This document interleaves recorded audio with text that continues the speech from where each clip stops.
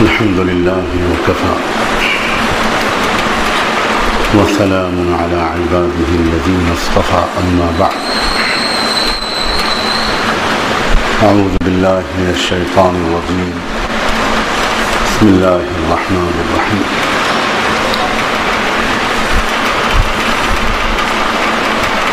لقد كان لكم في رسول الله أسوة حسنة لمن كان يرجو الله واليوم الآخر وذكر الله كثيرا وقال تعالى قل إن كنتم تحبون الله فاتبعوني يحببكم الله ويغفر لكم ذنوبكم وقال صلى الله عليه وآله وسلم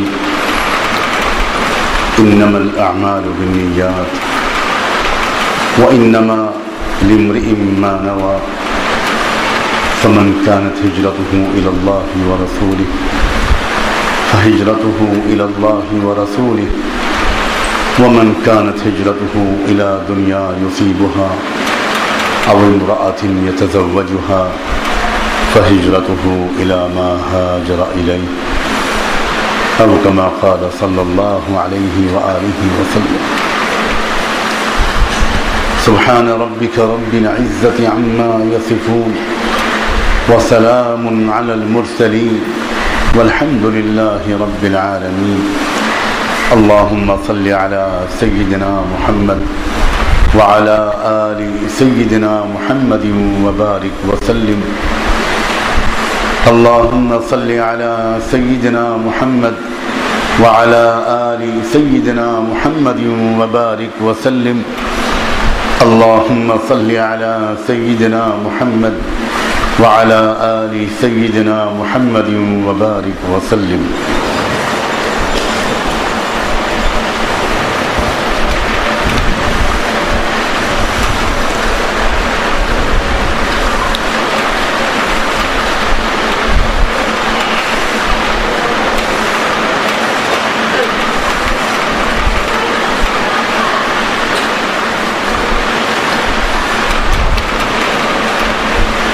ہم انسان ہیں، بشر ہیں، اور بشریت کے سینکڑوں تقاضے ہمارے ساتھ لگے ہوئے ہیں۔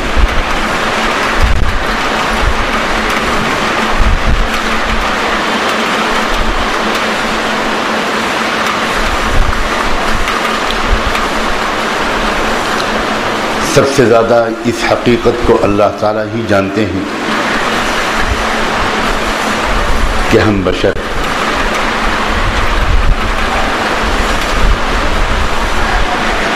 اللہ نے ہمیں پیدا کیا، اللہ نے ہمارا مزاج بنایا،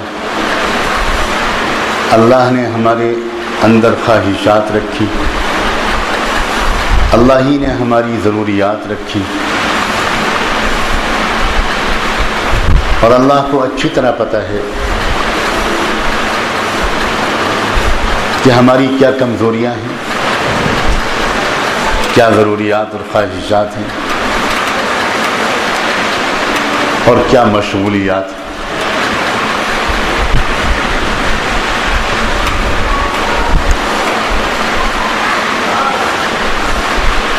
اسی لیے اللہ تعالیٰ نے رحمت دو عالم صلی اللہ علیہ وآلہ وسلم کے ذریعے سے جو نصاب ولایت رکھا وہ بہت آسان، ہلکا پھلکا اور بہت عمومی رکھا۔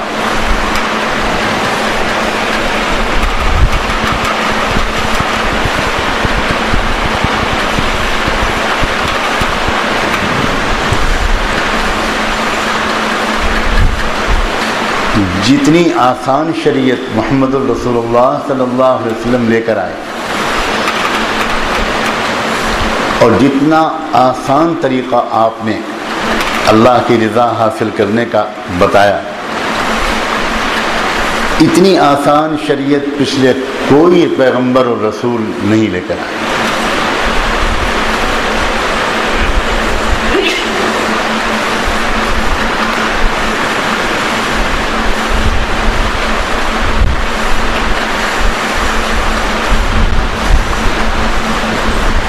اللہ تعالیٰ ہمیں سمجھ دے اور ہمت دے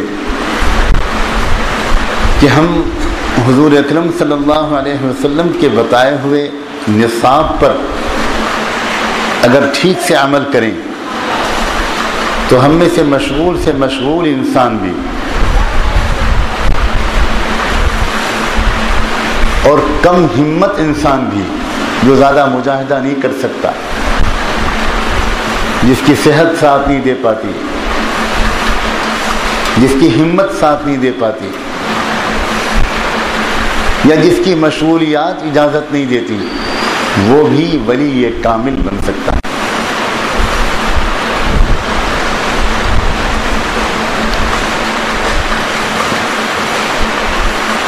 دو چیزوں کا اگر ہم خیال رکھ لیں اور عادی بن جائیں، تھوڑے دن کے عزم و ارادے کے نتیجے میں ان دونوں چیزوں کی عادت آسانی سے پڑ سکتی ہے. اور وہ دونوں چیزیں ایسی ہیں کہ ہم میں سے ہر شخص چاہے جتنا کم ہمت ہو، چاہے جتنا زیادہ اس پر نیند کا غلبہ ہوتا ہو، بھوک کا غلبہ ہوتا ہو، پیاس کا غلبہ ہوتا ہو، خواہشات اور شہوتوں کا غلبہ ہوتا ہو، اور چاہے جتنا زیادہ وہ مشغول رہتا ہو،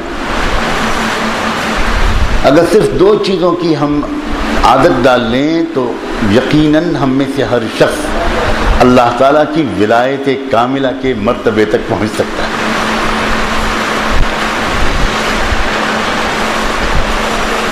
سب سے پہلے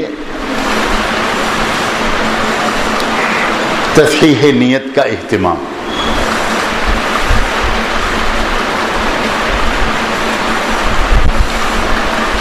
جتنے بھی ہم بشری کام کرتے ہیں، جتنے بھی ہم اپنے انسانی حوائج اور ضروریات والے کام کرتے ہیں، مثلا کھانا کھاتے ہیں، پانی پیتے ہیں، آرام کرتے ہیں، کسی سے گفتگو کرتے ہیں، کسی سے ملاقات کرتے ہیں، کاروبار کرتے ہیں، یا مثلا استنجا کرنے کے لیے جاتے ہیں، بیت الخلاء جاتے ہیں،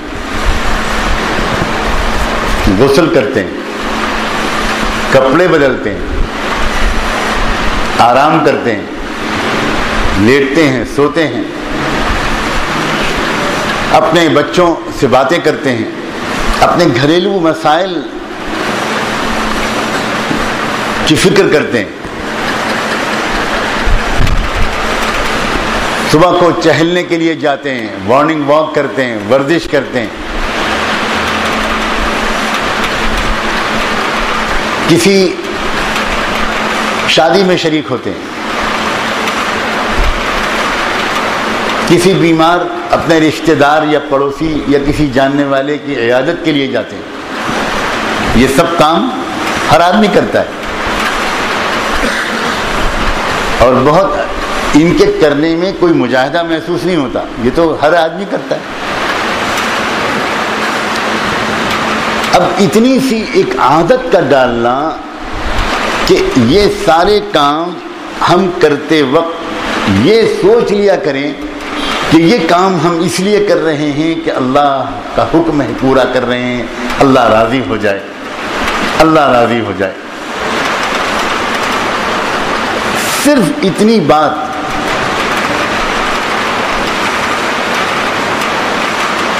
حضرت معاذ بن جبل فرمایا کرتے تھے، انی لاحتسب نومتی کما احتسب قومتی. کہ میں جس طرح تہجد میں اللہ کی رضا کی نیت کرتا ہوں، اسی طرح رات میں سونے کے لیے لیٹتے وقت بھی اللہ کی رضا کی نیت، اور جس طرح مجھے تہجد کے اجر و ثواب کی امید ہے، اسی طرح اتنے ہی اجر و ثواب کی امید مجھ کو سونے کے لیے اپنے نیند سے ہے، اپنے آرام سے ہے۔ یہاں تک لکھا ہے علماء نے حضرت معاذ ابن جبل رضی اللہ عنہ کی اس بات کی تشریح میں کہ تہجد کے لیے نیت کرنا یہ کم درجے کی بات ہے، سوتے وقت رضا الہی کی نیت کرنا اعلیٰ درجے کا عمل ہے۔ یہاں تک لکھا ہے بعض علماء نے کہ تہجد کے لیے نیت کرنے کا اہتمام کرنا غفلت سے 100% نجات کی علامت نہیں ہے، اور سوتے وقت رضا الہی کی نیت کی پابندی کرنا یہ اس بات کی دلیل ہے کہ یہ بندہ غفلت سے بالکل نکل چکا۔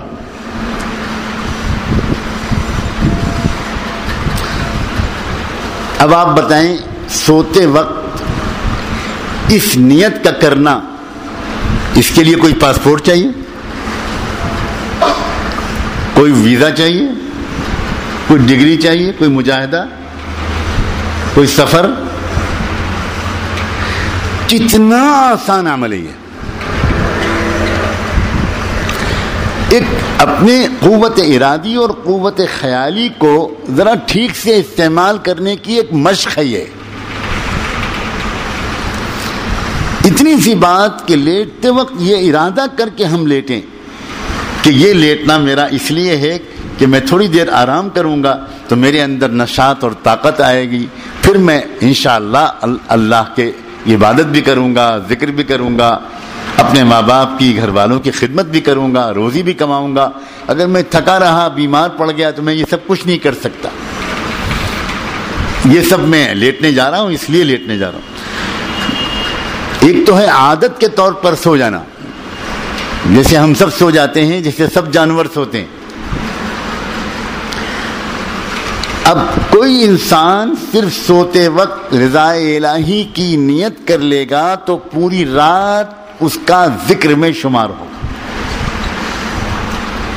کیا خوب علماء نے لکھا ہے وَذَكَرَ اللَّهَ كَثِيرًا کی تشریح میں، جو آیت میں نے شروع میں پڑھی تھی، لَقَدْ كَانَ لَكُمْ فِي رَسُولِ اللَّهِ أُسْوَةٌ حَسَنَةٌ لمن كان يرجو الله واليوم الآخر وذكر الله كثيرا، جو اللہ تعالیٰ کا بہت ذکر کرے۔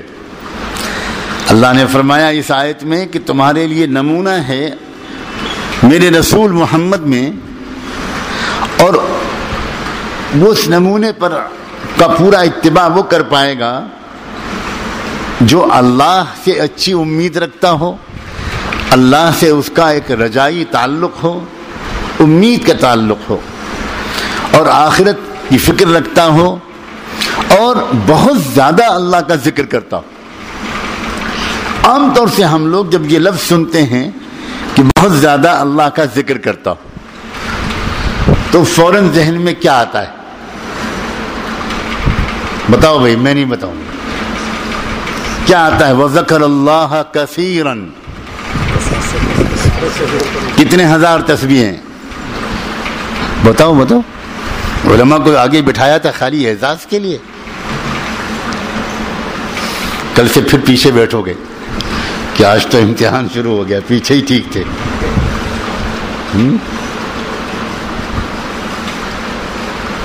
بتائیں کیا ذہن میں آتا ہے ذکر اللہ کثیرا؟ خوب اوراد و وظائف کرے، خوب، بس اور کچھ کرتے ہی نہ ہو، بس بیٹھا رہے، تلاوت کرے، تسبیحات پڑھے، ذکر کرے، مراقبہ کرے، دعائیں کرے، نمازیں پڑھے، بس نہ کاروبار نہ آرام۔ یہ ہمارے ذہن میں آتا ہے۔ یہی تو تفسیر بالرائے ہے، اسی کو تو تفسیر بالرائے کہتے ہیں۔ اب تفسیر کی کتابیں کھولو تو اس میں کیا تشریح کی ہے. حیرت انگیز بات ہے کہ تابعین سے اور صحابہ سے روایت کی گئی ہے اس آیت کی تفسیر, اور اس میں انہوں نے یہ فرمایا ہے کہ جو شخص ہر کام کے کرتے وقت اس کی مسنون دعا پڑھ لے صحیح قلبی کیفیت کے ساتھ, اور صبح و شام کی جو دعائیں ہیں وہ صحیح قلبی کیفیت کے ساتھ پڑھ لے, وہ ذکر اللہ کثیرن میں آتا ہے. اللہ اکبر. پھر اس کی انہوں نے تشریح کی ہے, مفسر بغوی نے, وہ دوسرے حضرات نے بڑی دلچسپ کلام کیا. انہوں نے لکھا ہے کہ ایک بندہ اگر کھانا کھاتے وقت پہلے ہاتھ دھو لے یہ سوچ کر کہ محمد رسول اللہ کی سنت, پھر اس کے بعد بسم اللہ وعلی برکت اللہ پڑھ لے, اور نعمت اللہ کی نعمت سمجھ کر کھانا کھائے, اس وقت اس کو اس کی خوشی بھرا احساس ہو کہ میرے اللہ نے کیا کیا مجھے نعمتیں عطا فرمائیں, یعنی اس احساس کے ساتھ یہ کھانا کھائے وہ. اور کھانا کھانے کے بعد جو اللہ کے رسول صلی اللہ علیہ وسلم نے کھانے کے بعد کی دعائیں سکھائیں ان میں سے کوئی ایک دعا پڑھ لے.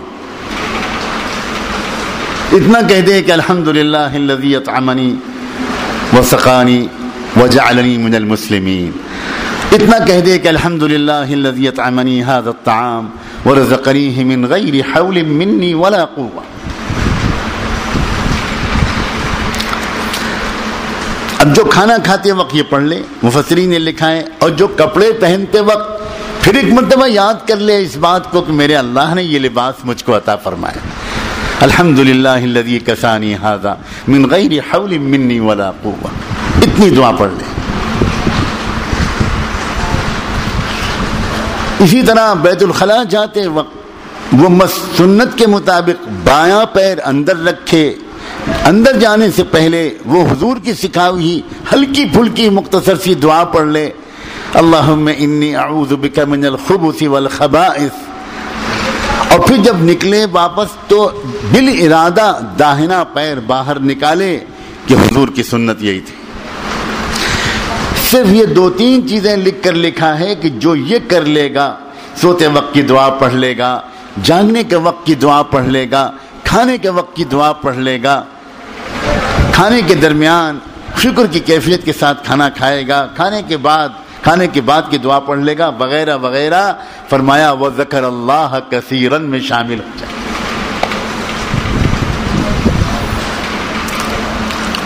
آج ہماری بہت سی بچیاں, بہت سی مستورات بیچاری پوچھتی ہیں,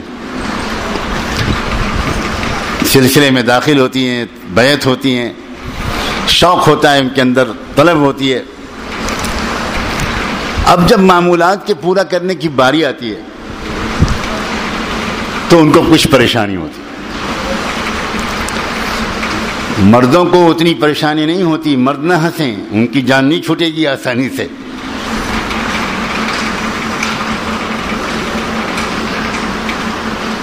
آپ بہت آسانی سے باپ بن جاتے ہیں مگر آپ کی بیویاں اتنی آسانی سے ماں نہیں بنتی.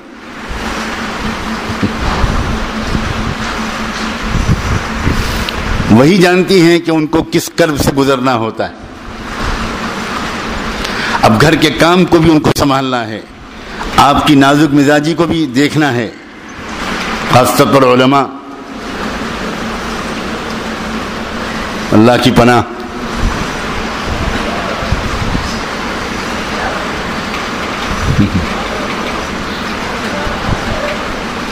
علماء کو اپنے حقوق بہت معلوم ہوتے ہیں.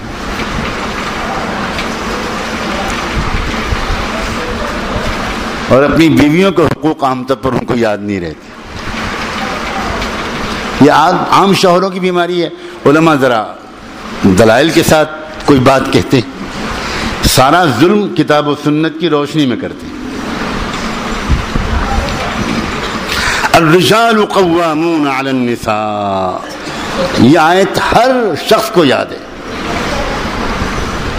اور وعاشروہن بالمعروف, ہاں ٹھیک ہے, ہے قرآن میں یہ بھی ہے. وعاشرهن بالمعروف.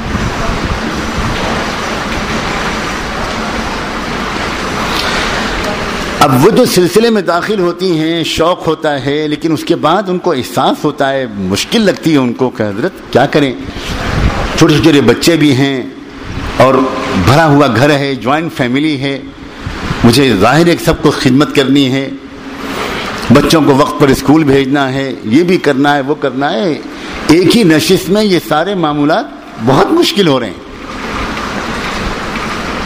ایک پارہ قرآن پڑھنا مشکل ہو رہا ہے، آدھے گھنٹے کا مراقبہ مشکل ہو رہا ہے. تو ان سے ہمارے مشائخ ہمیشہ یہ کہا کرتے ہیں کہ بھائی اپنی 24 گھنٹے کی زندگی میں پہلے تو یہ نظر ڈالو کہ جو غیر ضروری کام ہیں ان میں کون کون سے وقت خرچ ہو رہے ہیں، اس پر نظر ڈالو.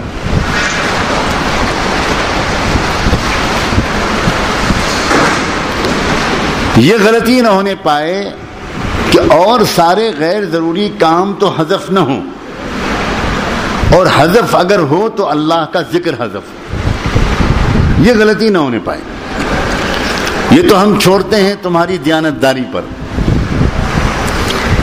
یہ تو ہم چھوڑتے ہیں اس بات پر کہ تم خود کتنا ٹھیک جائزہ لیتی ہو اپنی ٹائم ٹیبل کا.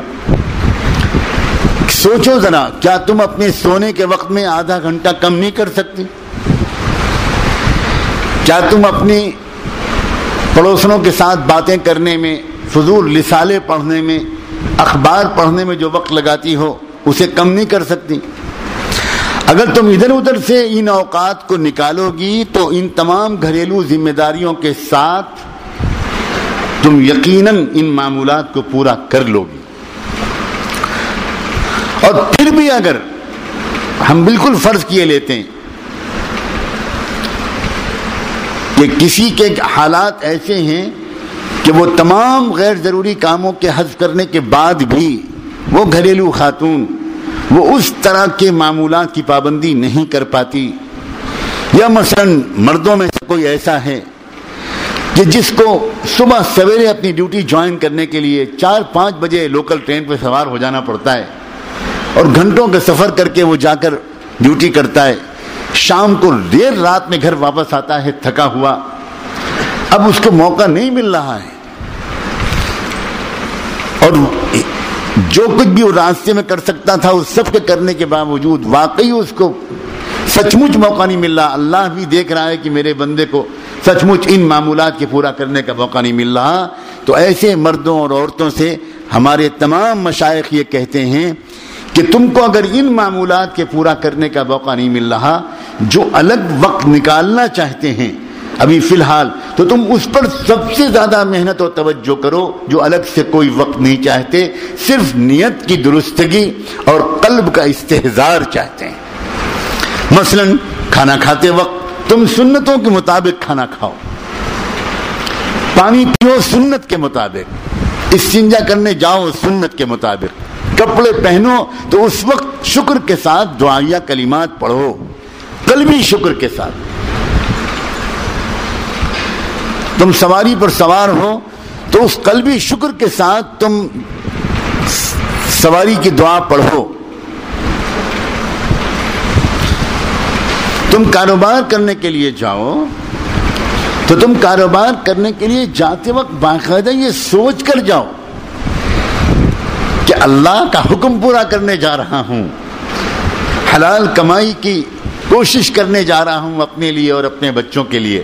یہ نیت کرو گے تو یہ پورا کاروبار عبادت اور ذکر بن جائے گا. یہ نیت کرنے سے یہ پورا کھانا ذکر بن جائے گا. یہ نیت کرنے سے یہ پورا سونا اور آرام ذکر بن جائے گا. تم عورت، تم اس نیت کے ساتھ کچن میں کھانا پکاؤ گی، اس ارادے کے ساتھ کہ یہ پوری خدمت میری اللہ تعالیٰ کو پسند آ جائے، میری مغفرت ہو جائے. صرف اتنی سی قلبی سوچ اس پوری خدمت کو اعلیٰ درجے کی عبادت میں تبدیل کر دے گی. اور امید رکھو، بلکہ یقین رکھو کہ جو اللہ ایک کتے کے پلے کو پانی پلا دینے پر زندگی بھر کے گناہ معاف کر سکتا ہے. وہ روزانہ اپنے بچے، اپنی شوہر، اپنی ساس سسر، اپنے گھر میں آنے والے مہمان، اپنے اور تمام لوگوں کی خدمت پر کیا اللہ مغفرت نہیں کرے گا؟ وہ مغفرت بھی نیت سے ہوئی تھی، یہ مغفرت بھی نیت سے ہوگی. دل کی کیفیت ہی تو ہے جو اللہ دیکھنا چاہتے ہیں. ہم دل کی کیفیت کی اہمیت کو نہیں سمجھ پاتے، اعمال کا ڈھیر لگانا چاہتے ہیں اور وہ نہیں لگا پاتے، 2-4 دن میں تھک کے بیٹھ جاتے ہیں. کتنے لوگ ہیں جو کتابوں میں دیکھ کر وظیفے پڑھتے ہیں،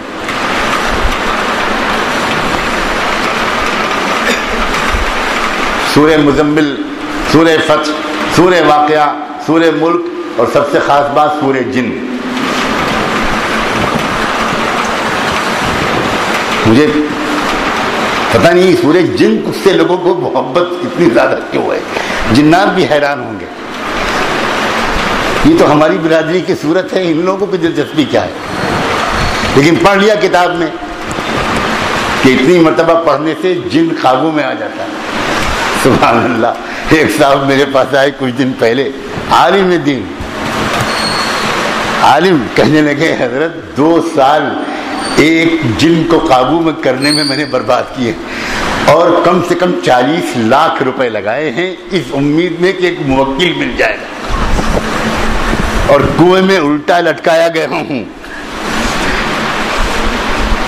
اور کیا کیا مجاہدے کیے ہیں. وہ مجاہدے اگر میں نے اللہ سے تعلق حاصل کرنے میں اب تک لگ گئے ہوتے تو حضرت میں بہت بڑا بزرگ بن چکا ہوں. لوگ کیا کیا کرتے ہیں، کیا کاروبار ہے ماشاءاللہ. آپ کو کوئی چیز بیچیں گے تو آپ کو ہاتھ میں دینی پڑے گی نا، صابن، یہ لے صابن. اب موکل بیچ رہے ہیں تو موکل تو نظر نہیں آتا، اب موکل بک رہا ہے. آپ یہ کرو، یہ کرو، یہ کرو، یہ کرو، اتنے بکرے، اتنے مرغے، اتنے انڈے، اور خدا جانے کیا کیا افطار کے وقت میں ذکر کرنا بھی آپ کے روزے کو مکروہ کرا دے گا. اور آپ کو کیا ملے گا؟ ایک موکل ملے گا. آپ کریں ہیں سب مجاہدے اس کے لیے تیار. کھانا کھاتے وقت دعا نہیں پڑھی جا رہی اور 400 مرتبہ سورہ جن کا ختم ہو رہا ہے. آپ سوچو ذرا،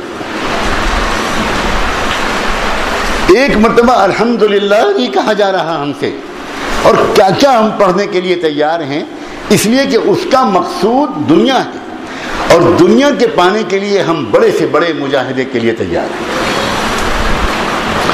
اور اللہ کا قرب پانے کے لیے اتنا آسان راستہ نکالا محمد رسول اللہ. اللہ تعالیٰ نے تو قرآن میں اپنی شفقت اور پیار کے کئی جگہ پر اشارے کیے ہیں. علم ان سيكون منكم مرضى واخرون يضربون في الارض يبتغون من فضل الله واخرون يقاتلون في سبيل الله. سبحان اللہ. اللہ تعالیٰ پہلے ترغیب دے رہے ہیں، راتوں کو زیادہ سے زیادہ نماز پڑھنے کی، قیام اللیل کی، تہجد کی خوب ترغیب دے رہے ہیں. لیکن ساتھ میں آخر میں یہ بھی کہہ رہے ہیں کہ اللہ کو پتا ہے کہ تم میں کچھ لوگ بیمار بھی تو ہوں گے. اللہ اور اللہ کو یہ پتا ہے کہ تم میں سے کچھ لوگ سفر پہ جا رہے ہوں، تو سفر کے دوران وہ اس طرح کے سارے معمولات کی پابندی شاید نہ کر پائیں. اور اللہ تعالیٰ کو معلوم تھا کہ میرے بندے سوچیں گے کہ میں تو صرف ان سفروں کو شمار کروں گا جو میرے راستے میں ہوں گے، اس پر تو میں رعایت دے دوں گا، لیکن جو سفر روزی روٹی کے لیے ہوں گے اس میں کہاں کی رعایت. تو اللہ تعالیٰ نے صاف فرمایا وآخرون یضربون فی الارض یبتغون من فضل اللہ، کہ میرے بہت سے بندے اپنی روزی روٹی کے لیے سفر پر ہوں گے.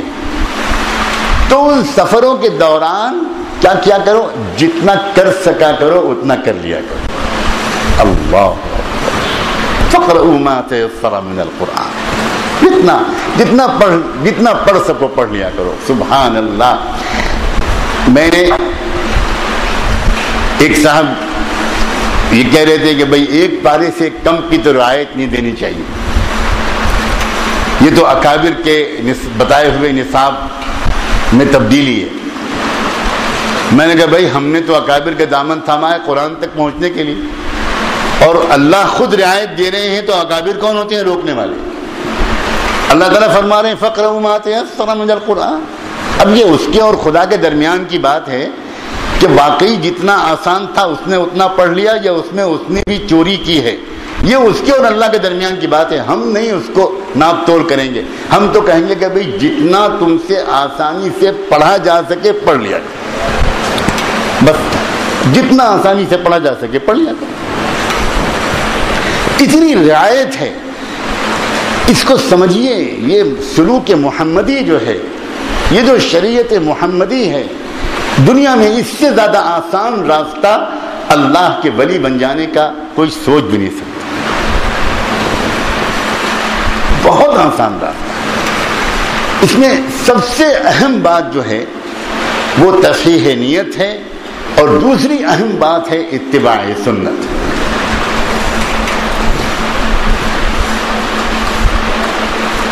ہر کام کو کرتے وقت, اور یہ بہت اہم بات ہے, ہر بشری کام کو کرتے وقت جب انسان اپنے بشری کاموں کو بھی اللہ کی رضا کی نیت سے کرے گا تو ظاہر ہے کہ وہ نماز پڑھتے وقت, جو انسان کھانا کھاتے وقت رضا الہی کی نیت تازہ کرتا ہے, وہ انسان کیسے ہم تصور کر سکتے ہیں کہ وہ غفلت کے ساتھ نماز میں کھڑا ہو جائے گا, وہ غفلت کے ساتھ روزہ رکھ لے گا. جو سوتے وقت ایمان و احتساب کی کیفیت کے ساتھ سوتا ہے, وہ تہجد میں جو کھڑا ہوگا وہ غفلت کے ساتھ کیسے کھڑا ہوگا؟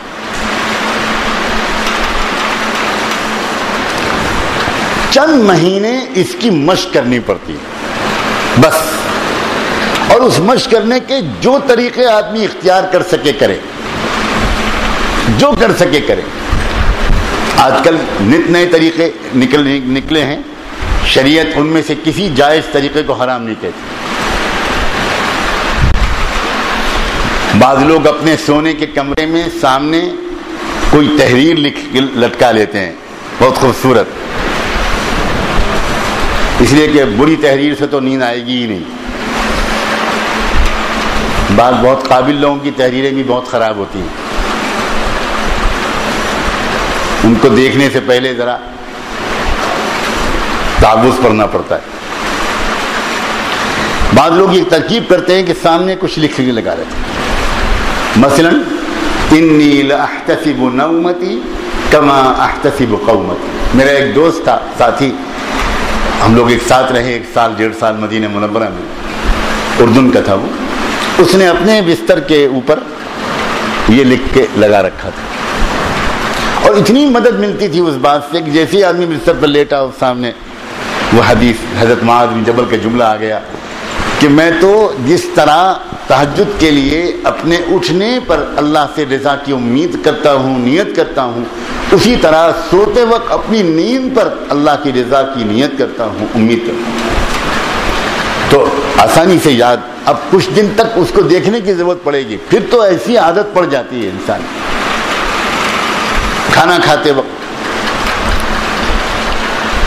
پانی پیتے وقت, کپڑے بدلتے وقت, کاروبار کرتے وقت, یہ جو چیز ہے نا, یہ بڑی غضب کی چیز ہے. بہت آسان نسخہ ہے, اور بشر رہتے ہوئے بشریت کے ساتھ مراتب ولایت کے اعلیٰ ترین مرتبے تک پہنچنا اس راستے میں آسان ہے.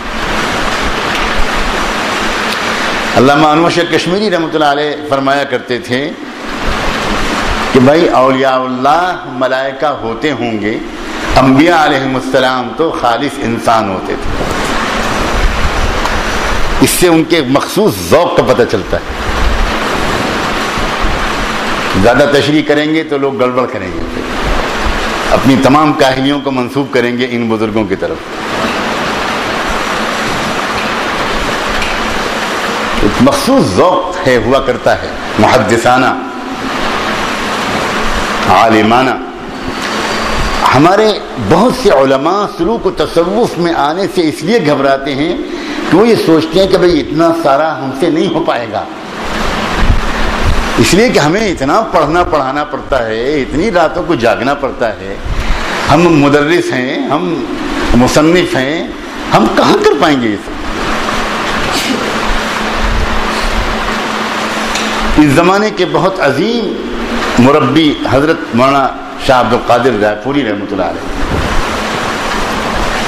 ان کے پاس یہ 2 وقت کے بہت بڑے علماء جب حاضر ہوئے، حضرت مولانا میرے والد واجد محمد منظور نعمانی رحمۃ اللہ علیہ اور حضرت مولانا سید ابو الحسن علی ندوی، دونوں کی حالت مشغولیتیں سب جو اہل علم ہیں وہ جانتے ہیں کہ ان کی علمی مشغولیات، ان کی تصنیفی، تدریسی، دعوتی، ان کے پہم اسفار، ان کی ساری چیزیں. اور اس سب کے ساتھ ان کے دل میں ایک تمنا یہ بھی تھی کہ جو نعمت اس بندے کو ملی ہوئی ہے، دل کی کیفیت، وہ انشراح قلب، وہ انبساط، وہ سکینت مجھے بھی حاصل ہو جائے. تو حضرت مولانا علی میاں نے تو تحریر لکھ کر پیش کی، وہ قلم کے بادشاہ تھے. حضرت مولانا علی میاں نے پہلے ہی تحریر لکھ کر پیش کی کہ حضرت بہت کوتاہ ہمت ہوں، اور مجھے تو جب بھی کوئی تلاش کرتا ہے کہیں آرام کے گوشے ہی میں ملتا ہوں.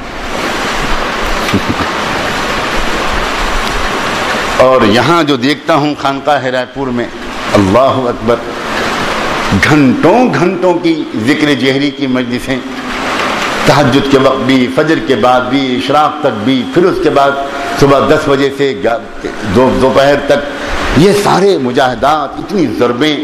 اور ذکر جہری میں تو بہت سخت جسمانی محنت پڑتی ہے، سخت جسمانی محنت پڑتی ہے. تو یہ سب تو نہیں ہو پائے گا، بہت ڈر لگتا ہے. حضرت والد صاحب رحمۃ اللہ علیہ نے زبانی عرض کیا،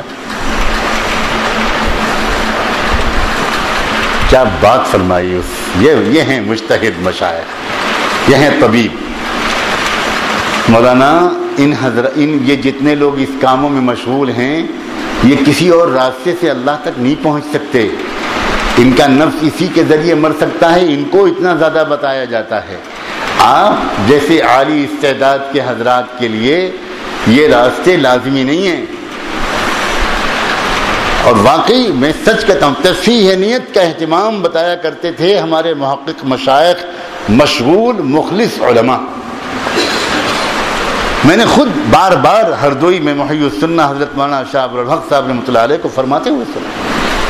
اللہ جانے وہ یہ بات مستقل مجلسوں میں کہتے تھے یا اسی وقت کہتے تھے جب ہم جیسے کم ہمت اور ناکارہ ان کے سامنے بیٹھے ہوتے تھے. اب ہم نے اور لوگوں سے تو پوچھا نہیں، لیکن ہم یہ بات ضرور نوٹ کرتے تھے کہ ہردوئی کے دربار میں جب بھی میں حاضر ہوتا تھا، یہ گفتگو مجلس میں حضرت کی زبان مبارک سے ضرور آتی تھی کہ بھائی آج عالی استعداد کے علماء سلوک و تصوف کی طرف اس لیے بھی بعض وقت متوجہ نہیں ہوتے، باوجود طلب کے کہ ان کی مشغولیتیں ان کو اس کی اجازت نہیں دیتی، اور وہ ڈرتے ہیں کہ ایک بار عہد کر لے تو کہیں وعدے خلافی نہ ہو.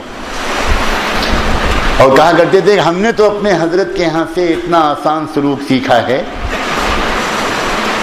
کہ ہم تو اپنے ان مدرسوں سے جو ہمارے مدرسوں میں پڑھاتے ہیں ان سے کہتے ہیں کہ بھائی آپ کبائر سے بچو، لایعنی گفتگو سے بچو، وقت ضائع مت کرو، اور جب پڑھانے کے لیے جاؤ تو 2 رکعت نماز صلاۃ الحاجت پڑھ کے تصحیح نیت کر کے پڑھانے کے لیے جاؤ کہ اللہ خدمت علم کے لیے، علم نبوت کی خدمت کے لیے جا رہا ہوں، مجھے اس کی اہلیت بھی دے دے اور مجھے اس کے لیے قبول بھی فرما لے. میرے بچوں شاگردوں کے اندر بھی تقوی آ جائے، میرے اندر بھی تقوی آ جائے.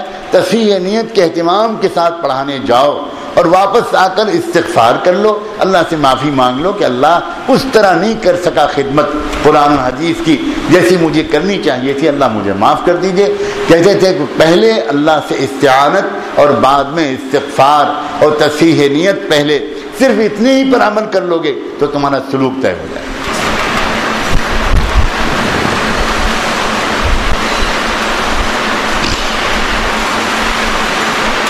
ایک بہت بنیادی چیز ہے اس بات کی مشق،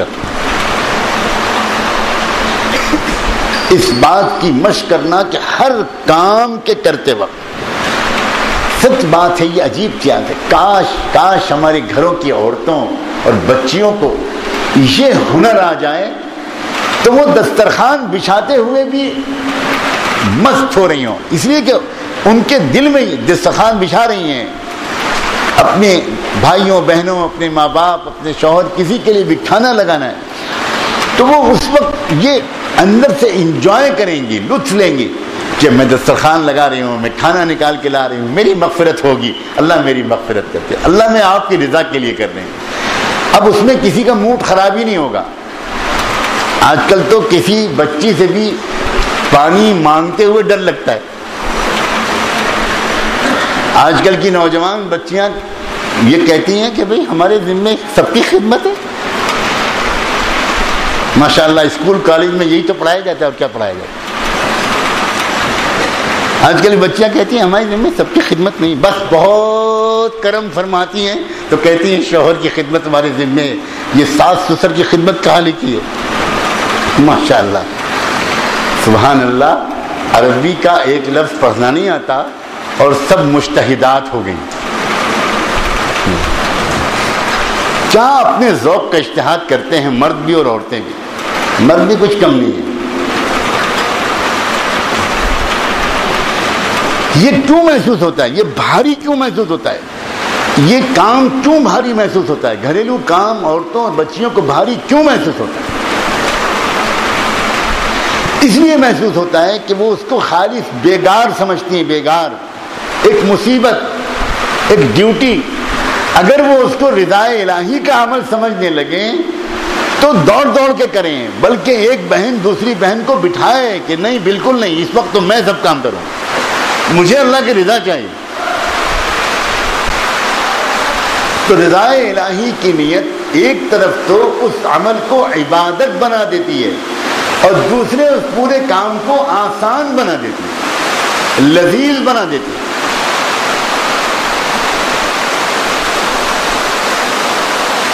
بہت سے مرد ہیں صبح کو گھر سے نکلنا ہی نہیں چاہتے دکان کھولنے کے لیے، پڑے ہیں، جمائیاں لے رہے ہیں، کروٹیں لے رہے ہیں، اور میں نے جیسے پہلے بھی کہا تھا ہماری جمائیاں اتنے بڑے سائز کی ہوتی ہیں کہ اس میں کم سے کم بنت لبون تو داخل ہو سکتے۔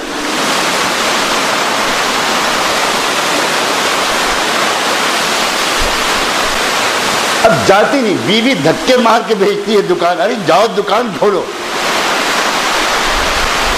یہ دکان کھولنا کاہل مرد کے لیے مصیبت ہوتا جا رہا ہے، کاروبار میں محنت کرنا یہ مشکل ہوتا جا رہا ہے، اور پھر اپنی کاہلی کے بجائے آدمی کاروبار میں نقصان کا الزام رکھتا ہے کہ کسی نے بندش کرا دی۔ ان سب کاہلیوں کا علاج ہے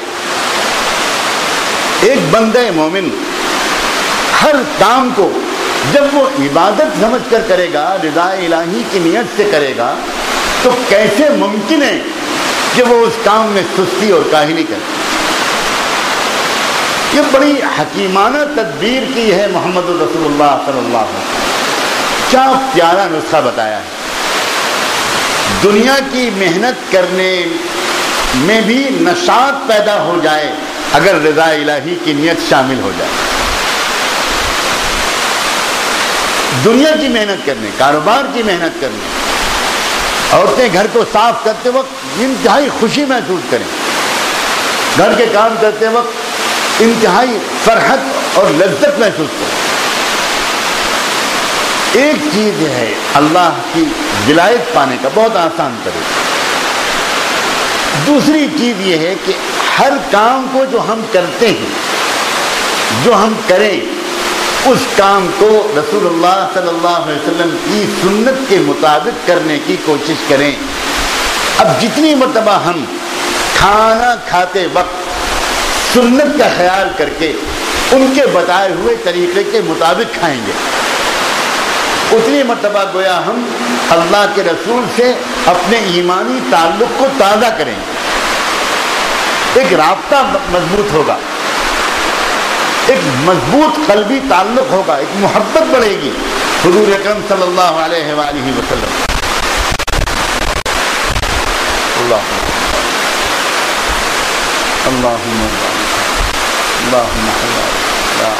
اللہم حوار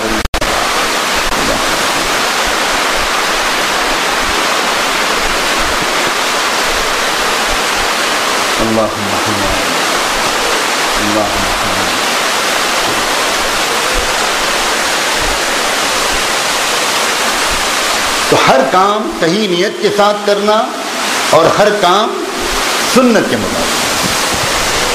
یعنی آپ جو کام نہیں کرتے روزانہ اس کے کرنے کی بات ہی نہیں کہی جا رہی. کوئی نیا کام کروانے کی بات ہی نہیں کی جا رہی. جو کام آلریڈی ہم کرتے ہیں وہی کام. ایک یہ بھی طریقہ ہے کہ ہم غفلت کے ساتھ کر لیں اور بغیر سنت کا دھیان دیے ہوئے کر لیں جیسے ہم اکثر کرتے ہیں. اور ایک طریقہ یہ ہے کہ ہم ہر کام کو دھیان کے ساتھ کریں رضا الہی کی نیت کے ساتھ اور رسول اللہ صلی اللہ علیہ وسلم کے طریقے سے. آپ سوچو ذرا, رضا الہی کی نیت کے ذریعے ہر کام کے کرتے وقت اللہ سے ہمارا رابطہ جڑ جائے گا اور اتباع سنت کے اہتمام کے ذریعے ہر کام کے کرتے وقت ہمارا رسول اللہ سے رابطہ جڑ جائے گا. اب جس کا دن میں 50 مرتبہ اللہ اور اللہ کے رسول سے رابطہ جڑے گا اسے ولایت نہیں ملے گی, کیا کسی اور کو ملے گی؟ کتنا آسان طریقہ. اس زمانے میں اس طریقے پر عمل کرنا چاہیے اور اس طریقے کی عوام میں ترغیب چلانی چاہیے. اس طریقے کی بات عوام میں خوب کرنی چاہیے تاکہ عوام کو یہ لگے کہ اللہ کا قرب حاصل کرنا بہت آسان ہے, اچھا مسلمان بننا بہت آسان ہے.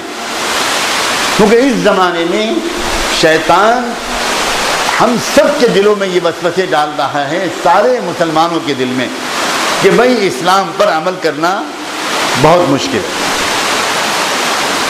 اور اس زمانے میں نیک بننا, اللہ کا ولی بننا یہ تو بالکل ہی ناممکن ہے. یہ تو وہ کرے گا جو سب کچھ چھوڑ دے. یہ عام طور پر خیال ہے کہ نہیں؟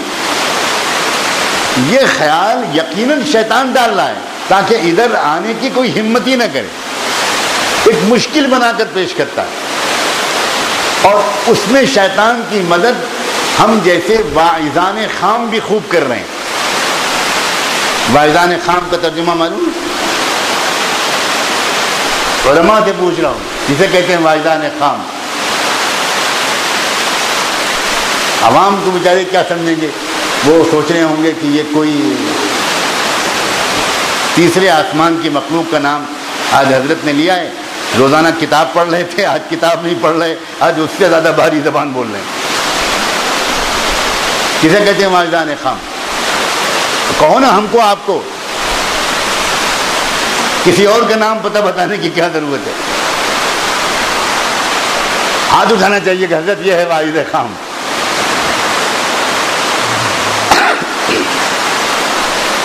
بغیر اکابر کی صحبت اٹھائے ہوئے, بغیر مدتوں لوگوں کی اصلاح کا طریقہ سیکھے ہوئے, مدرسے سے نکل کر, بلکہ مدرسے کے زمانے میں وہ جو ہم ممبر پر چڑھ کر اور جو شعلے برساتے ہیں اور عوام کو ڈانٹتے ہیں اور بڑی جلالی تقریریں کرتے ہیں,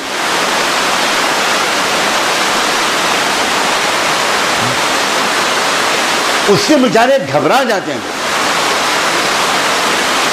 سہم جاتے ہیں اور ان کے ذہن میں یہ آتا ہے کہ بھائی ہمارے بس کی بات نہیں ہے. جب 70 سال کے ہو جائیں گے نہ منہ میں دانت رہیں گے نہ پیٹ میں آنت رہے گی, تب انشاءاللہ 4 مہینے کے لیے اللہ کے راستے میں نکلیں. ابھی تو کوئی گنجائش نہیں, اور تب نکلیں گے تو کیا, وہ تو بہو خود ہی نکال دے گی انشاءاللہ. کہو نا انشاءاللہ, کوئی نہیں کہہ رہا انشاءاللہ, بہو خود ہی نکالے گی. ابا ان سے کہو کہ اللہ کے راستے میں نکلنے کی بہت فضیلت ہے اور اللہ کے راستے کی موت تو مغفرت کا یقینی سبب ہے. وہ جب تعلیم کے حلقے میں بیٹھے گی تو وہی حدیث سنائے گی،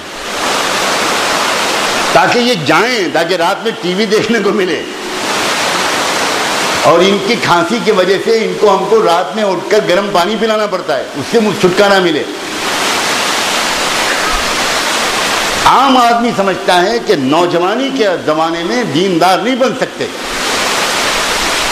دلہن دیندار نہیں بن سکتی، دلہا دیندار نہیں بن سکتا، کاروباری دیندار نہیں بن سکتا، تاجر دیندار نہیں بن سکتا، گھریلو زندگی کو گزارنے والا دیندار نہیں بن سکتا۔ اس کے لیے تو سب کچھ چھوڑنا پڑے گا۔ یہ تو وہ چیز ہے جس سے چھٹکارا دلایا ہے رسول اللہ صلی اللہ علیہ وسلم نے اپنی امت۔ یضع عنہم اصرہم والاغلال التی، اللہ اکبر، یہ تو حضور کے تمام احسانات کو نظر انداز کرنا ہے۔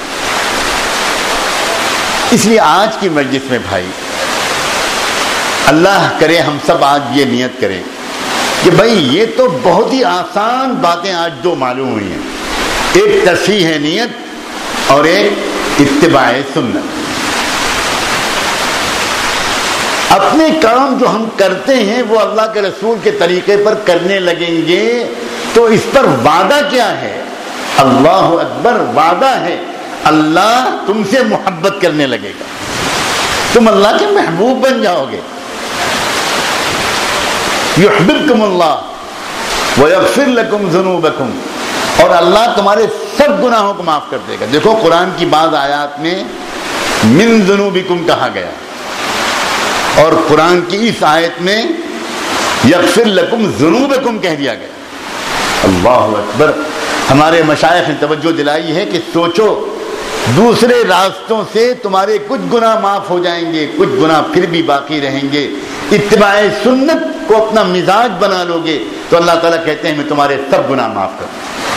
وہ میری اتباع سنت کی برکت نہیں ہوگی، وہ محمد الرسول اللہ کی محبت کا تقاضا ہوگا۔ اللہ کو اللہ کا اپنے رسول اتنا پسند ہے، اتنا پسند ہے کہ اس کی جو نقل کرے گا اللہ تعالیٰ کہے گا میں اس نقل کرنے والے کے بھی سارے گناہ معاف کر دوں۔ یہ محبوبیت رسول اللہ کا نتیجہ ہے، یہ ان کے مقام بلند کا نتیجہ ہے۔ یہ سلوک آسان بھی بہت ہے، مکمل بھی بہت ہے، کیونکہ اس میں ایک بات اور اشارہ کروں، جو انسان رسول اللہ صلی اللہ علیہ وسلم کے طریقے پر عمل کرتے کرتے ان کے قلب سے اپنا رابطہ جوڑ لے گا، میں نے کچھ دنوں پہلے کہا تھا کہ ہمارے قلب کا رابطہ اگر رسول اللہ صلی اللہ علیہ وسلم سے زندہ رابطہ نہ جڑا تو اسلام پر عمل کرنا بہت مشکل ہے، اور اسلام پر مرنا اس سے بھی زیادہ مشکل ہے۔ اس وقت اس مضمون کی تفصیل نہیں بیان کی جا سکتی۔ حضور اکرم صلی اللہ علیہ وسلم سے محبت بھرا رابطہ، عشق بھرا رابطہ، ادب والا رابطہ، احترام والا رابطہ، یہ تزکیہ نفس کا بھی سب سے آسان طریقہ، سب سے آسان طریقہ۔ کیونکہ دیکھو، جو بار بار رسول اللہ کو محبت کے ساتھ یاد کرے گا اس کو خود بخود یہ خیال آئے گا کہ میں اپنے دل سے کینے کو دور کروں، میں اپنے دل سے حسد کو دور کروں۔ حضور کے مزاج سے مناسبت جس دل کو ہونے لگے گی اس دل میں اخلاق محمدی فطری طور پر آنے لگیں گے، عکس پڑے گا اس دل کا۔ یہ کیا مطلب ہے کہ ہم درود پڑھتے ہیں تو ان تک پہنچایا جاتا ہے اور وہ اس کا جواب دیتے ہیں؟ کیا مطلب اس جواب کا؟ اس جواب سے ہمارے دل کی اصلاح ہوگی۔ کیا اللہ کے رسول کی دعا جس کو مل جائے اس کے نفس کا تزکیہ نہیں ہوگا تو کس کا تزکیہ ہوگا؟ اکابر و اولیاء اللہ کی دعا سے تو ہماری اصلاح ہو جائے اور اللہ کے رسول کی دعا سے ہماری اصلاح نہ ہو، یہ ممکن ہے؟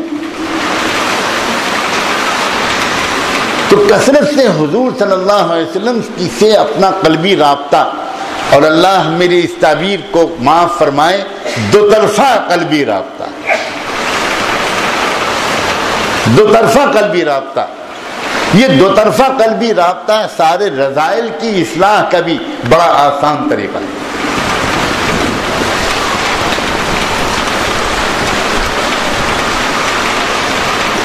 یہ جو سلسلہ عالیہ نقشبندیہ ہے اس کی تاریخ ہی ہے کہ یہ پست ہمتی کے دور میں ملا ہے.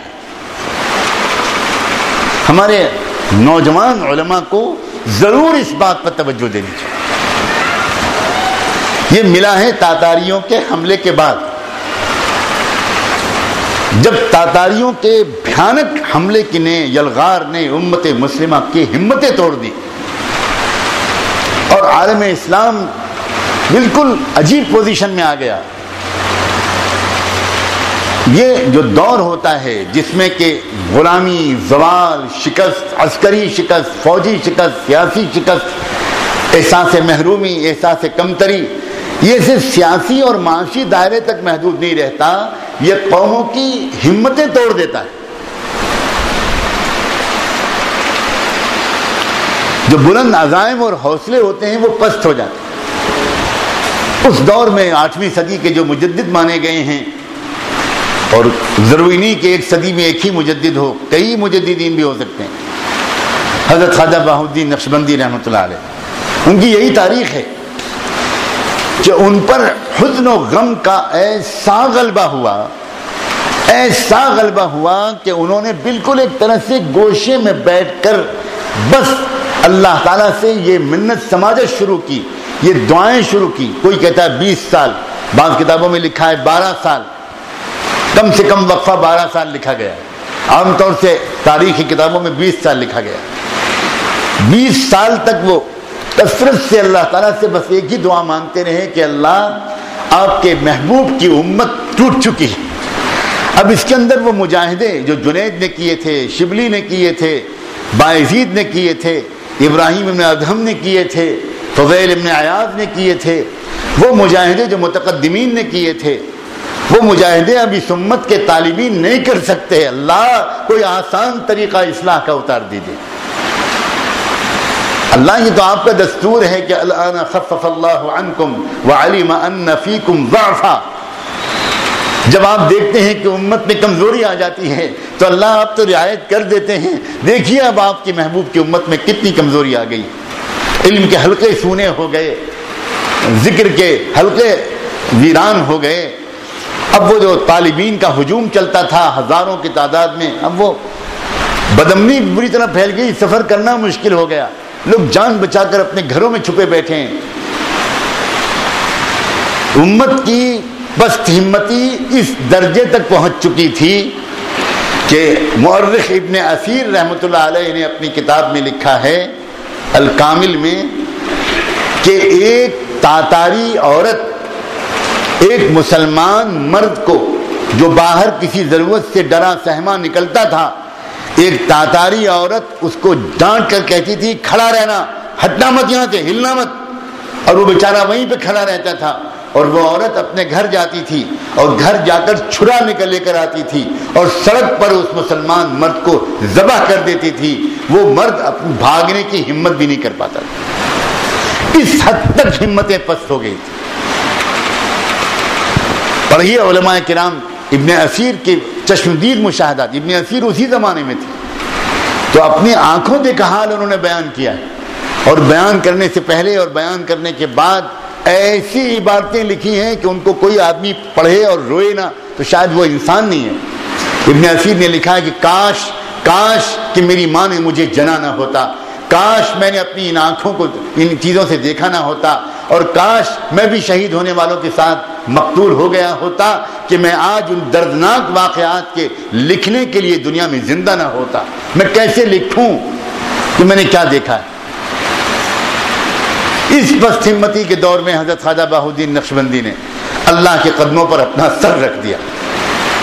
اتنی خوشامد کی یاد رکھیں. ایک بات غور سے سمجھے، اللہ تعالیٰ جو تجدیدی سلسلہ دیتے ہیں اور کسی کو پسند کرتے ہیں اس کو دین کی تجدید کے لیے اس کو پہلے امت کا شدید غم دیتے ہیں اور وہ برسہاں برس روتا ہے. یہ ایک تاریخ ہے. برسہاں برس روتا ہے، تب اللہ تعالیٰ اس کو چنتے ہیں اور یہ طے کرتے ہیں کہ اس بندے کے ذریعے میں اس صدی میں دین کی تجدید کا کام لوں گا. تو حضرت خواجہ معین الدین چشتی اللہ سے یہ دعا مانگتے تھے کہ اللہ یہ تو قدیم زمانے میں اصلاح کے سلسلے کے مجاہدات تھے، اب نہیں کر پائیں گے لوگ۔ اللہ کوئی آسان طریقہ نکالا۔ تب اللہ تعالیٰ نے ان کو ان کی رہنمائی فرمائی، خواب میں دکھایا ہو، کس طرح منکشف کیا ہو، اللہ بہتر جانے، بہت طریقے ہو سکتے ہیں۔ ان کے سامنے یہ راستہ کھلا، جس راستے میں خاص طور پر کہا گیا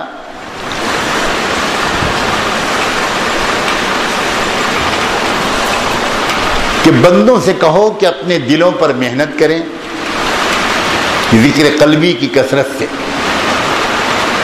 ذکر قلبی کے ذریعے اپنے دلوں کو ٹھیک و پاک صاف کریں۔ امتیوں سے کہو، لوگوں سے کہو، لوگوں کو یہ ترغیب دو، اور دوسرے اتباع سنت پر زور دو۔ اس بات پر کہو کہ تم اپنے گھروں میں، اپنے کاروباروں میں، اپنے بازاروں میں جو کام بھی کرو وہ کرو محمد الرسول اللہ کے طریقے سے۔ اسی لیے اگر آپ مکتوبات امام ربانی مجدد الفسانی غور سے پڑھیں تو آپ کو شاید ہر مکتوب میں تاکید ملے گی اتباع سنت، تاکید ملے گی کہ بھائی جو کام کرو وہ سنت کے مطابق کرو۔ اللہ کرے آج ایک پختہ عزم ہمارے اندر پیدا ہو جائے اور ابھی سے اس پر عمل شروع کریں، ابھی سے عمل شروع کریں ان دونوں باتوں کا۔ بس یہ دو باتیں، جو کام کریں نیت کی تصحیح کر کے کریں، نیت کر کے کریں۔ ہم کرتے ہیں سب کام لیکن نیت نہیں کرتے۔ اپنے کسی رشتہ دار کی عیادت کے لیے جاتے ہیں، خبر ملتی ہے کہ فلاں بیمار ہے، بھاگ کھڑے ہوتے ہیں، جاتے ہیں، لیکن اس میں اگر یہ نیت شامل ہو جائے کہ میں اس لیے جا رہا ہوں کہ اللہ کے رسول صلی اللہ علیہ وسلم نے وعدہ فرمایا ہے کہ جو کسی مریض کی عیادت صبح کو کرے گا تو شام تک 70,000 فرشتے اس کے لیے دعا کریں گے، یہ نیت، اسی کو ایمان و احتساب کہتے ہیں۔ یہی چیز ہے کہ جس عمل کا جو ثواب بتایا گیا ہے، جس عمل کی جو برکت اور نتیجہ بتایا گیا ہے، جس عمل پر جو کچھ دینے کا وعدہ کیا گیا ہے، اس اجر و ثواب، اس نتیجے اور اس اجر اور اس برکت کا تصور کر کے، اس کا استحضار کر کے وہ عمل کیا جائے۔ اسی لیے تو رمضان کے روزے ہم رکھ رہے ہیں۔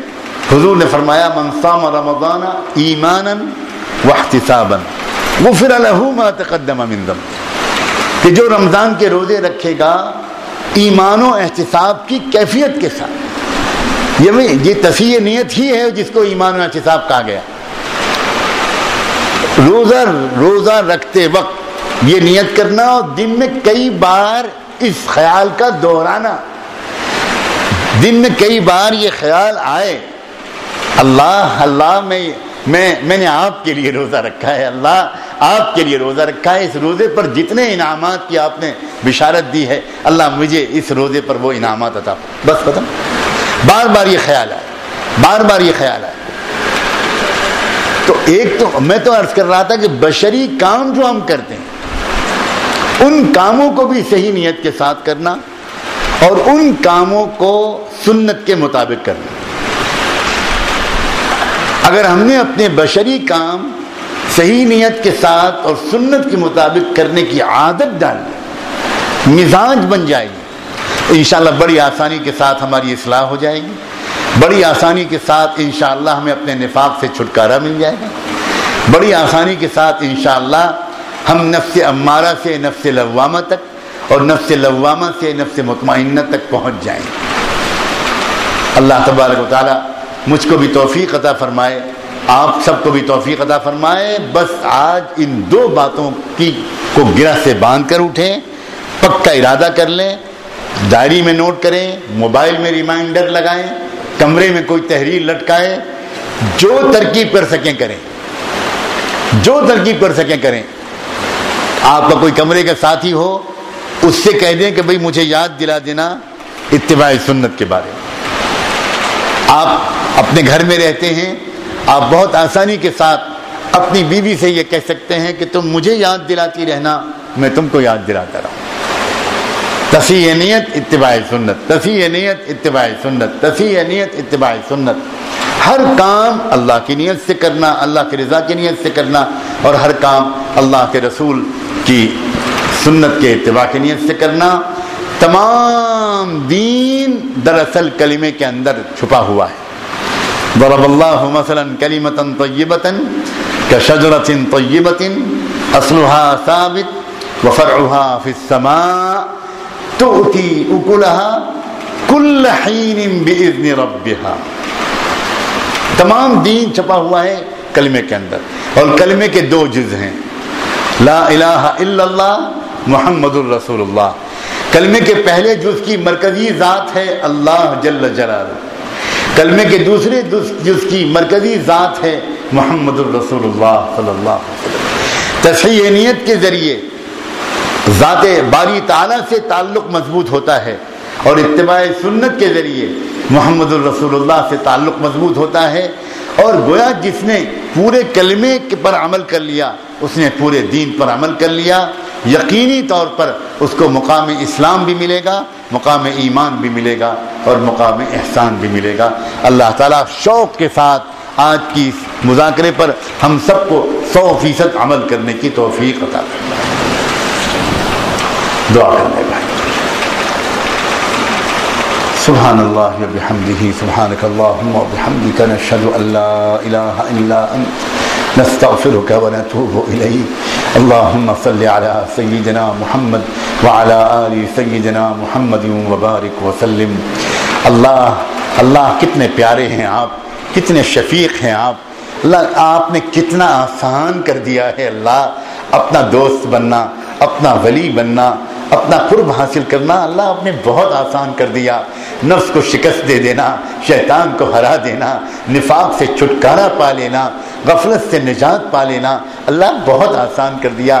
اللہ یہ تو ہمارا نکما پن ہے کہ اتنے آسان طریقے کی رہنمائی کے باوجود ہم اس کو مشکل سمجھتے ہیں. عجیب بات ہے اللہ کیا ہو گیا ہماری عقلوں کو. ہم معصیت کے راستے کو آسان سمجھتے ہیں، اطاعت کے راستے کو مشکل سمجھتے ہیں، غفلت کے راستے کو آسان سمجھتے ہیں، یاد کے راستے کو مشکل سمجھتے ہیں. اللہ یہ تو احسان فراموشی ہے محمد الرسول اللہ صلی اللہ علیہ وآلہ وسلم کی. اللہ ہم سب کی طرف سے اللہ ان کو بہترین جزا عطا فرما، پوری انسانیت کی طرف سے بہترین اجر عطا فرما. اللہ انہوں نے بہت آسان کر دیا، زنجیریں کھول دیں، بیڑیاں نکال دیں، دین کو آسان کر دیا. اللہ ہر انسان کے لیے آپ کا ولی بن جانا آسان ہو گیا. ہر نوجوان کے لیے، ہر مرد کے لیے، ہر عورت کے لیے، ہر خاتون خانہ کے لیے، اللہ ہر کاروباری، ہر تاجر کے لیے، ہر ملازم کے لیے، ہر غریب کے لیے، ہر مزدور کے لیے، ہر کسان کے لیے، ہر ان پڑھ کے لیے اللہ آپ کا ولی بن جانا آسان ہو گیا. اللہ بس آج آپ ایک کرم فرما دیجئے، ان دونوں چیزوں پر عمل کرنے کی ہم سب کو توفیق دے دیجئے. اللہ دے دیجئے. اللہ ہم جو کام بھی کریں آپ کی رضا کی نیت کو تازہ کر کے کریں. اللہ ہم افطار کرتے وقت، کھانا کھاتے وقت، چپل پہنتے وقت، اللہ بیت الخلاء جاتے وقت، آرام کرتے وقت، اللہ آپس میں ہنسی مذاق کی بات کرتے وقت بھی اللہ اگر ہم نیت کر لیں گے آپ کی رضا کی تو اللہ وہ ہنسی مذاق کی بات میں اللہ بات بھی ہوگی اور اسی سے ہماری روحانیت بھی بڑھے گی، اور ہم اس مذاق میں اس حد تک نہیں جائیں گے جس سے دل مردہ ہو جائے. اللہ اپنی رضا کی نیت ہر کام میں اور اتباع سنت ہر کام میں اللہ ہمارا شیوا بنا دیجئے، ہمارا شعار بنا دیجئے. اے رب کریم کتنا آسان طریقہ، اللہ کتنا پیارا طریقہ، کتنا حسین و جمیل طریقہ. کوئی جسمانی مجاہدہ بھی نہیں اللہ، کوئی مشقت بھی نہیں، کوئی بوجھ بھی نہیں.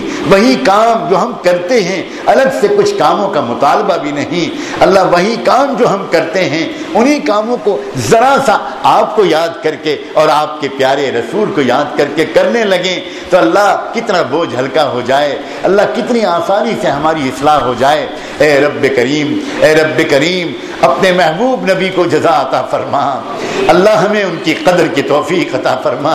اللہ ہمیں ان کی ناقدری سے بچا، اور اللہ ان کے بعد آنے والے تمام صحابہ اور تابعین اور وہ تمام علماء ربانیین جنہوں نے ان تمام مضامین کو خوب کھولا ہے اور آیات اور احادیث کی پیاری تشریحیں کی ہیں، اللہ ان سب علماء کو جزائے خیر عطا فرما۔ اللہ روز محشر ہمیں ان کے سامنے شرمندہ ہونے سے بچائیے گا۔ اللہ اگر علماء نے یہ شکایت کی اللہ کے دربار میں، اللہ ہم نے اپنی جوانیوں کے بہترین راتوں میں اللہ قرآن و حدیث کی راتیں قرآن و حدیث کی تشریح میں گزار دیں، مگر ہمارے بعد آنے والے ان نکموں نے ہماری محنتوں سے کوئی فائدہ نہیں اٹھایا۔ اللہ اگر علماء نے یہ شکایت کی تو ہم کام منہ دکھائیں گے؟ اللہ عوام سے بھی زیادہ ہم مولوی کہلانے والے لوگ آج آپ کے سامنے دست سوال دراز کیے بیٹھے ہیں۔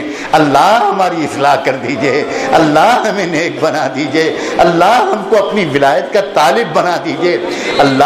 اللہ وہ دن کب آئے گا جب آپ ہمارے دوست بن جائیں گے اور ہم کو اپنا دوست بنا لیں گے؟ اللہ آج ہم اپنی اصلاح کا ہاتھ آپ کی طرف بڑھانا چاہتے ہیں۔ اللہ ہم نے اب تک جنگ چھیڑ رکھی تھی، ہم پاگل ہو گئے تھے۔ اللہ آج تک کوئی آپ سے جنگ کر کے جیتا ہے؟ اللہ ہم اپنا مقدر پھوڑ رہے تھے، آج توبہ کرنا چاہتے ہیں۔ اللہ ہمارا ہاتھ تھام لیجئے میرے پیارے اللہ۔ یقیناً ان بندوں میں کوئی بڑی طلب والا ہوگا، بہت تواضع والا ہوگا، اس کا یہاں اکرام بھی نہیں ہو رہا ہوگا، مگر وہ طلب کے لیے پڑا ہوا ہے۔ اے رب کریم، اے رب کریم، اللہ اپنے ان طالب بندوں کے طفیل آج ہم سب کی دعاؤں کو قبول کر لے۔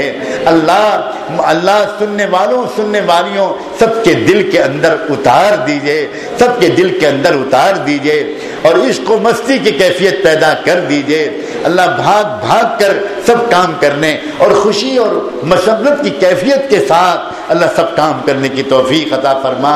اے رب کریم، اللہ ہمارے دلوں کی کیفیت کو حشاش بشاش رکھنے والی یہ دو تدبیریں بڑی نرالی تدبیریں ہیں۔ ایک تو رضا الہی کی ہر کام میں نیت، ہر کام میں نیت ہمیشہ، کبھی کوئی آدمی اپنے اوپر ڈالی گئی ڈیوٹی کو بوجھ نہیں سمجھے گا، ہر ایک دوسرا کے کام بھی کرنا چاہے گا، یہ کہے گا کہ بھائی مجھے اللہ کے رضا کی ضرورت زیادہ ہے، میں زیادہ گنہگار ہوں، آج تھوڑی دیر تمہارا یہ کام بھی میں کر دوں، یہ برتن میں دھو دوں، یہ جھاڑو میں دے دوں۔ اللہ یہ ذوق ہم کو عطا فرما دیجئے، اللہ یہ ذوق ہم کو عطا کر دیجئے۔ اور اللہ سرور کائنات رحمت دو عالم محسن انسانیت کی ایک ایک سنت کا اتباع نصیب فرما دیجئے۔ عشق کے ساتھ، ادب و احترام کے ساتھ ہر کام کے کرتے وقت اللہ اتباع سنت کے ذریعے سے ہمارے دل کو ان سے رابطہ قائم کروا دیجئے۔ اللہ ہمارا کنیکشن ٹوٹ گیا ہے، اللہ ہمارا رابطہ ناچنے گانے والوں کے ساتھ ہو گیا، کھیل کھلاڑیوں کے ساتھ ہو گیا، شاعروں ادیبوں کے ساتھ ہو گیا، اللہ گانا گانے والوں اور میوزک بجانے والوں کے ساتھ ہو گیا۔ اللہ ہمارا رابطہ تو اپنے پیارے نبی کے ساتھ ہونا چاہیے تھا، اللہ ان کے ساتھ ہمارے دل کے رابطے کو جوڑ دیجئے۔ اللہ اسی وقت، اسی لمحے ہم گنہگاروں کے نام لے کر ایک بار ہم سب گنہگاروں کے نام لے کر اس عظیم دربار میں، اس عالی دربار میں ہم سب کی طرف سے درود و سلام بھجوا دیجئے اور یہ پیام بھجوا دیجئے کہ آپ کے امتی شرمندہ ہیں، آپ کے امتی پچھتا رہے ہیں، آپ کے امتی معافی مانگ رہے ہیں۔ اللہ آپ بھی معاف کر دیجئے اور اپنے پیارے محبوب کو بھی اشارہ کر دیجئے کہ وہ اپنے امتیوں کو معاف کر دیں، اپنے امتیوں کو معاف کر دیں، اپنے امتیوں کو معاف کر دیں۔ اللہ ہمارا سلام ان تک پہنچا دیجئے اور پیارے اللہ ان کو اشارہ کر دیجئے، اب جواب دے دو، اب جواب دے دو ان امتیوں کو، اب جواب میں دعا دے دو، اب جواب میں دعا دے دو، اب جواب میں دعا دے دو۔ اللہ ان کی دعا ہم کو مل جائے، ان کی شفاعت مل جائے، ان کی سفارش مل جائے، ان کی توجہ مل جائے، اللہ ہمارا کام بن جائے گا، اللہ ہمارا کام بن جائے گا۔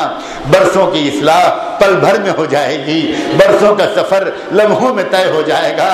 اللہ آپ کی ذات عالی کی قسم، جاننے والے بتاتے ہیں کہ آپ کی ذات والا برکات میں آج بھی وہی روحانی قوت ہے جو اس وقت تھی جب آپ مسجد نبوی میں بیٹھ کر اپنے فیض کو تقسیم کر رہے تھے۔ اللہ فیض بانٹنے والا نہیں بدلا، فیض لینے والے بدل گئے، فیض لینے والے بدل گئے، فیض لینے والے بدل گئے، فیض لینے والے نہیں بدلے۔ اللہ عطا کرنے والا بھی نہیں بدلا اور تقسیم کرنے والا بھی نہیں بدلا۔ اللہ فیض لینے والے بدل گئے، فیض لینے والے بدل گئے۔ اللہ ہم کو ان سے فیض حاصل کرنے کا طریقہ سکھا دیجئے، طریقہ سکھا دیجئے، طریقہ سکھا دیجئے۔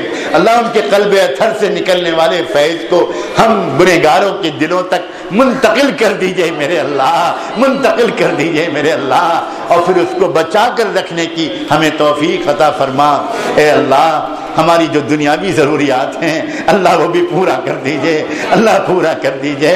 اللہ ہم میں سے ہر ایک کے گھر میں سکون کا ماحول بنا دیجئے، پیار محبت کا ماحول بنا دیجئے، خوشیوں کا ماحول بنا دیجئے۔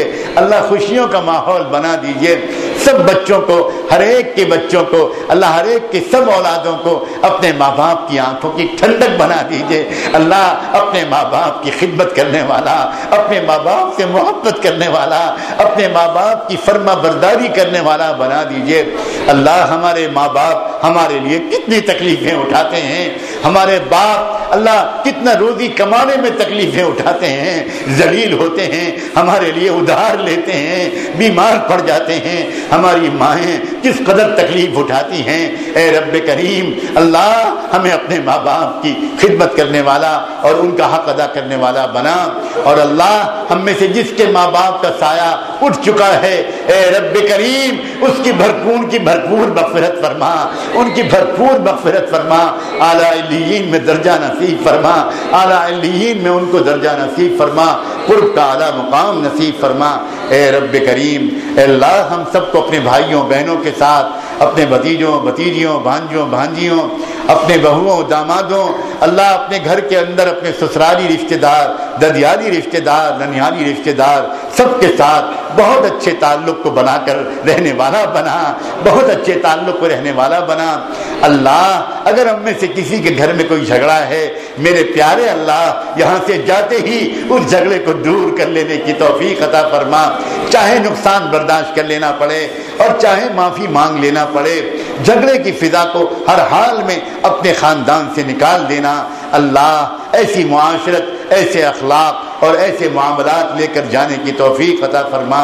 اللہ اپنے کرم سے ہماری تمام دعاؤں کو قبول فرما۔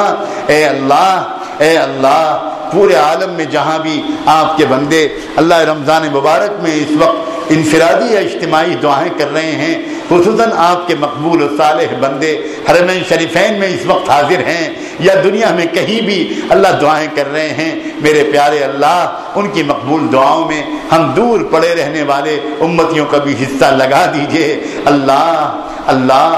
اللہ ہم کو بھی اپنے در کی حاضری نصیب فرما، اپنے محبوب کے روضے کی زیارت نصیب فرما۔ اللہ آپ صرف امیروں کے رب تو نہیں ہیں، آپ غریبوں کے بھی تو رب ہیں۔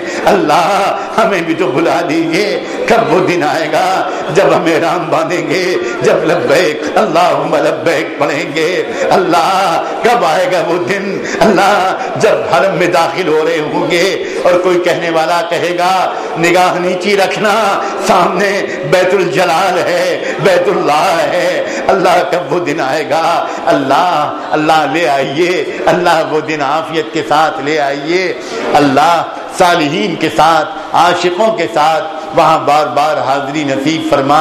اللہ اپنے کرم سے جو دعائیں مانگی ہیں وہ بھی عطا فرما، جو نہیں مانگ سکے وہ بھی عطا فرما۔ وصلی اللہ تعالی علی خیر خلقہ سیدنا محمد وعلی آلہ وصحبہ اجمعین برحمتک یا ارحم الراحمین۔